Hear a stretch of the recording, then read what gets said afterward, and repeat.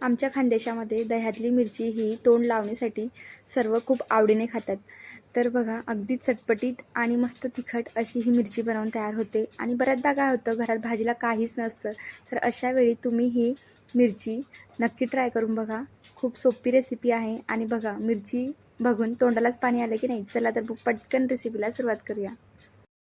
तर बघा इथं मी अशा जाडसर पोपटी रंगाच्या हिरव्या मिरच्या घेतल्या आहेत. ह्या मिरच्या चवीला कमी तिखट असतात.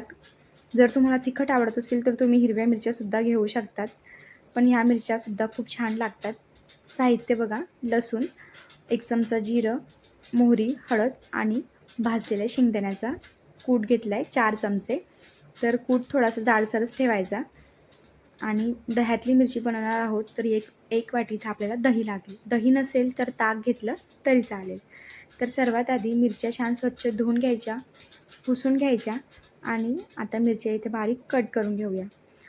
मिरच्या जरा जाडसर असल्यामुळे त्या जरा बारीक कट करा, म्हणजे काय होईल, पटकन ह्या शिजल्या जातील.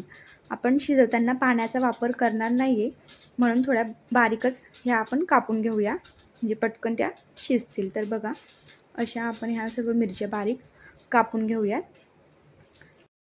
मिरच्यांची देठ आहेत ती तशीच राहू द्यायची, ती काढायची नाहीत. हे बघा अशा प्रकारे आता इथं मी सर्व मिरच्या कापून घेतल्या आहेत. तुम्ही बघू शकता, असं बारीकच आपल्याला मिरच्या कापून घ्यायच्या आहेत, म्हणजे पटकन त्या शिजतील. तर चला आता फोडणीची तयारी करूया. तर इथं मी 1 चमचा तेल घेतलं आहे. तेल छान तापलं की यामध्ये जाईल मोहरी, जिरं. मोहरी छान तडतडू द्यायची, मग जिरं घालायचं. जेवढी फोडणी छान बसते तेवढी कुठल्याही भाजीला म्हणा, कुठल्याही चटणीला छान अशी चव येते. तर जिरं छान तडतडलं की नंतर यामध्ये घालूया लसूण. आणि लसूणसुद्धा छान लालसर होईपर्यंत परतून घ्यायचा. चॅनलवर नवीन असाल, अजून सबस्क्राईब केलं नसेल तर चॅनलला नक्की सबस्क्राईब करा. आणि व्हिडिओ बघायला आवडत असतील तर व्हिडिओला लाईक शेअर नक्की करा. तर बघा इथे लसूणसुद्धा छान असा परतून झाला आहे, तुम्ही बघू शकता. आता यामध्ये जाईल पाव चमचा हळद. हळद नाही घातली तरी चालते, किंवा थोडीशी घाला, म्हणजे छान असा त्याला कलर येतो. तर इथं मी पाव चमचा हळद घातली आहे. आणि आता यामध्ये सर्व मिरच्या घालूया आणि हे छान परतून घ्यायचं. 1-2 मिनटं आपण ह्या छान तेलामध्ये परतून घेऊया. झाकण ठेवायचं आणि 1-2 मिनटं त्याला वाफ काढून घ्यायची. अजून मी यामध्ये मीठसुद्धा घातलेलं नाही आहे, फक्त तेलामध्ये ह्या परतून घेतल्या आहेत. तर बघा छान असं मिरच्यांचा कलर चेंज झाला आहे. आता यामध्ये थोडंसं मीठ घालायचं, चवीनुसार मीठ घालूया. आणि पुन्हा ह्या छान झाकण ठेवून परत आपण ह्या 1-2-3 मिनटांसाठी छान परत पुन्हा मिठामध्ये वाफवून घेऊयात. तर पुन्हा यावर झाकण ठेवते आणि 1-2 मिनटं पुन्हा या छान वाफवून घेते. तर बघा इथं मस्त छान अशा मिरच्या ह्या शिजल्या जातात बऱ्यापैकी. ह्या प्रोसेसमध्येच मिरची 70-80% शिजली जाते. नंतर यामध्ये दही छान फेटून घालायचं. तुमच्याकडे ताक असेल तर ताकसुद्धा तुम्ही घालू शकतात, म्हणजे आंबट चटपटीत अशा ह्या मिरच्या होतात. आणि आता यामध्ये दही घालून पुन्हा हे छान परतून घेऊया. तर आता दह्यामध्ये ह्या मिरच्या छान सर्व मिक्स करून घ्यायच्या आणि अजिबात पाण्याचा वापर न करता फक्त दह्यामध्ये ह्या मिरच्या शिजवून घेऊयात.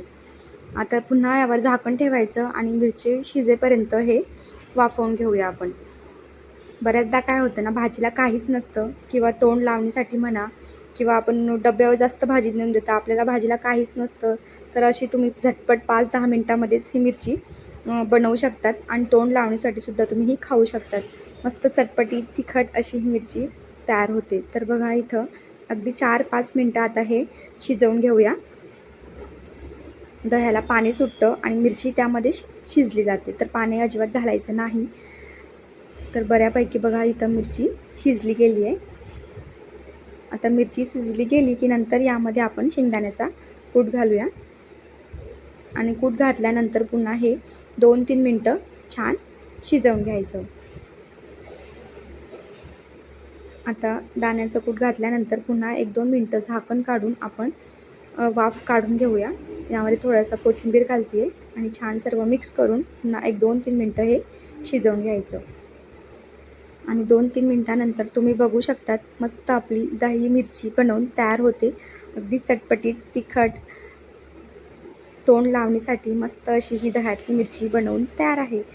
तर कसा वाटला आजचा व्हिडिओ कमेंट करून नक्की सांगा. आणि खानदेशी पद्धतीची मिरची, दही मिरची नक्की ट्राय करून बघा आणि कशी झाली रेसिपी मला कमेंट करून नक्की सांगा. तर भेटूया अशा छान छान रेसिपीसोबत. बाय.